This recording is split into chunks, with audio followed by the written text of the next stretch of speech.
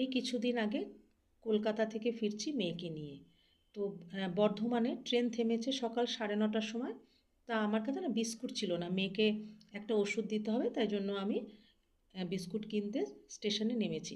এবং রেলের লোককে জিজ্ঞাসা করেছি যে ট্রেন কতক্ষণ থামবে। তখন বলছে 7-8 মিনিট। তা আমি মানে নেমেছি মেয়ে নিয়ে, তখন দেখছি ট্রেন চলা শুরু করে দিয়েছে।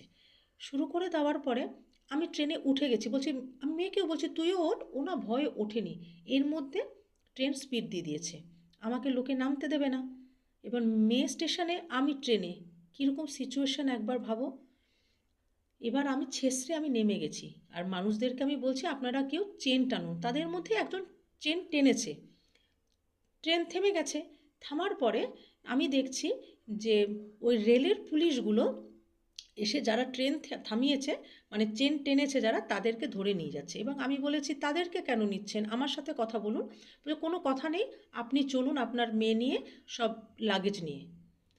হ্যাঁ, এবার গেলাম, আমাদের সম্বন্ধে কেস করে দিল, 4,000 টাকা লাগবে, আরও অনেক কিছু। তো আমি তোমাদেরকে নেক্সট ভিডিওতে বলবো আমার সাথে কি কি হলো।